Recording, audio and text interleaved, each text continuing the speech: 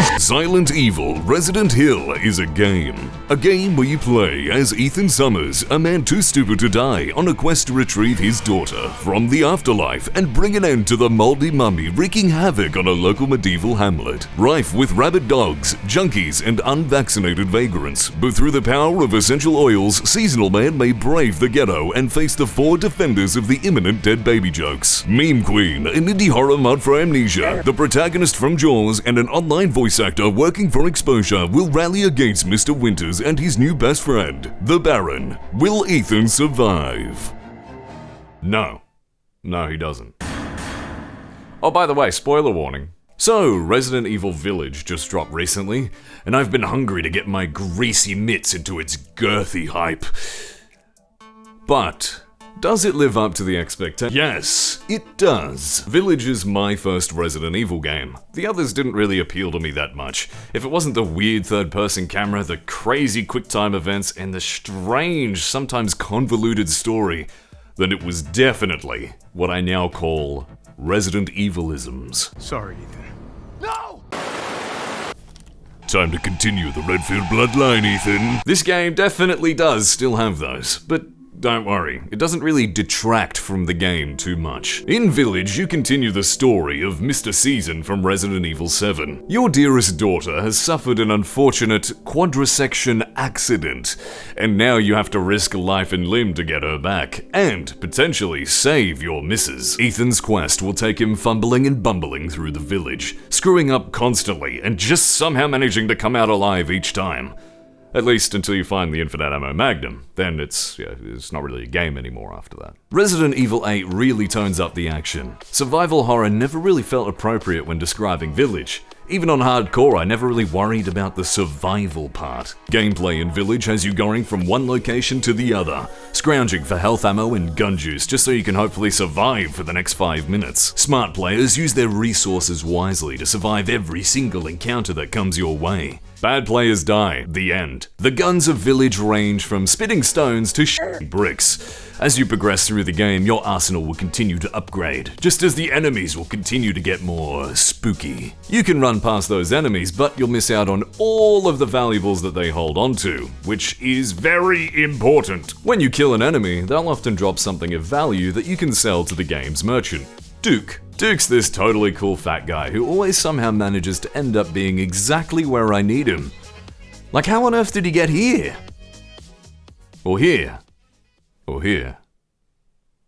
In Australia, we have a place called... What the f*** are you doing here? Oh, hey, man. A problem I encountered with the gameplay is that there is a lot of opportunities to cheese harder enemies. And I'm not talking about playing with your brain. I'm talking about playing like a bitch.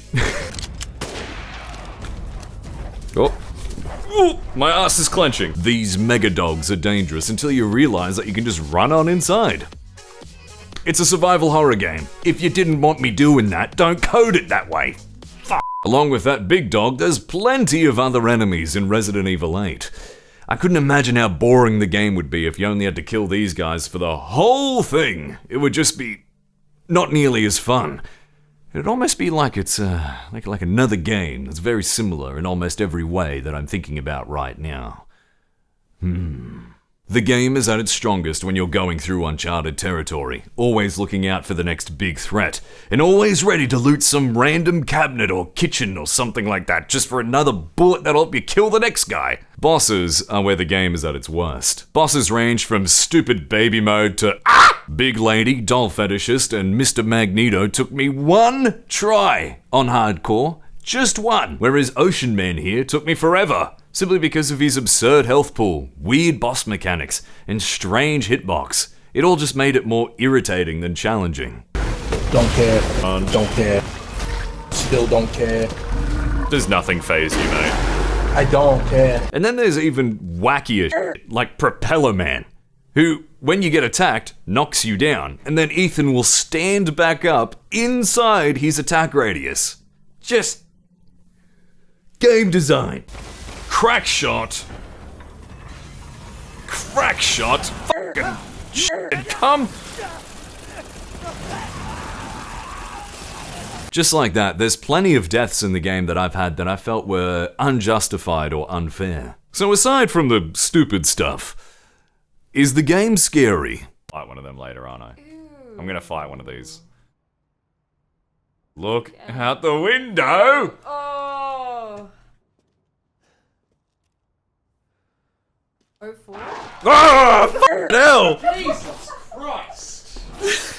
Me! That was a good goof. She is gone. Give me my guns. Give me my guns. They comfort You me. shouldn't be going that way. Going into the...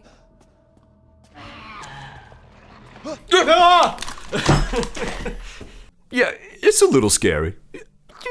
Little bit scary, I guess you could say. When the gameplay and the setting combine together, Village is perfect. Just absolutely incredible. The atmosphere is so gorgeous until it isn't. Welcome to Heisenberg's Wild Ride. Village's tone is just all over the place. It's got high gothic castles. It's got Call of Duty. It's got crazy swamp towns. It's got the Hamlet from Darkest Dungeon. It's got ancient ruins. It's awesome. But one of these things is not like the others. One of these things is goddamn Call of Duty again. Fuck. It's a really weird tone change, and Heisenberg's fight is sort of ruined to go along with it. I was expecting some great and epic showdown with him, but instead I got MechWarrior Online. The story in Village is, it's alright. It's decent enough. It's just that there's a lot of stupid stuff in it that you'd expect to see in a B-grade horror movie. People being too stupid to live. Enemies that aren't willing to kill the protagonist, otherwise we wouldn't have a story. Plot conveniences that we're just supposed to ignore. And plot points that are just withheld from the player, so as to build more mystique. And so that you can also put it in the trailers and confuse the shit out of everybody.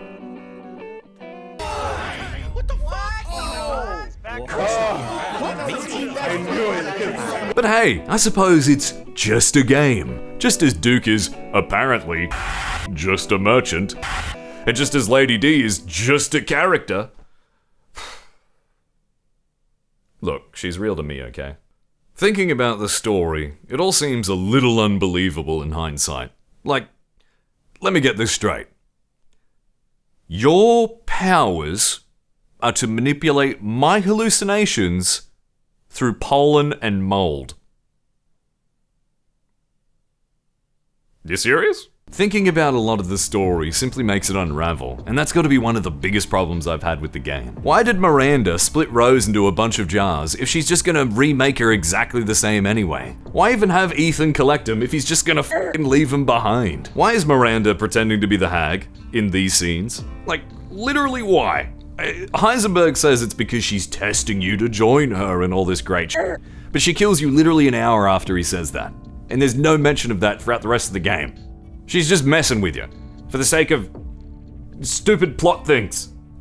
Ugh. Why couldn't you just give me an objective marker in the opening scene and is Duke a Chaos God or not? Please respond, Capcom. The trailer bait, the bad bosses, the story bullshit, the performance, the 5-minute crashes, the protagonist being super cool 1 minute and then absolutely brain dead the next.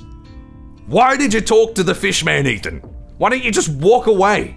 Oh, guess I'll be taking this then. Oh, give me a f***ing break. To top it all off, the difficulty in Village is just a load of baloney.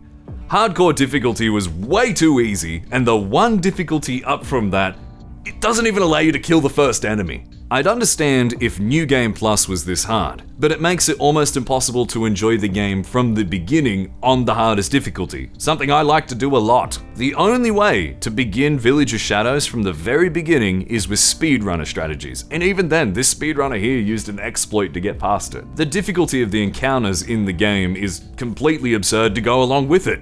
It's like, easy, easy, easy, oh! Easy, easy, oh god, easy, easy. It's fair and balanced, I guess. I want the game to push and test me within reason, not just make me grind out the infinite ammo magnum and be done with it. But please, don't let these Resident Evil-isms detract from the experience overall. The game is incredible in spite of that. There's just so many good parts. I love the feeling of getting a key item and then having to remember every single place that I remember seeing it could go to. I don't trust like that. Alright, open up. Knock knock, yes! I love the castle, it's just so gorgeous. I love the characters, I love the designs and the way they talk.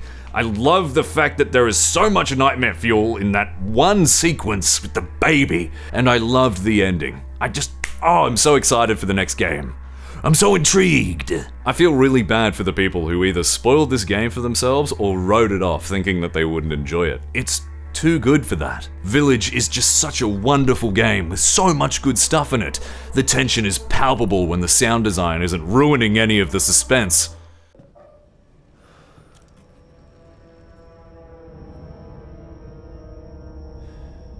Bruh.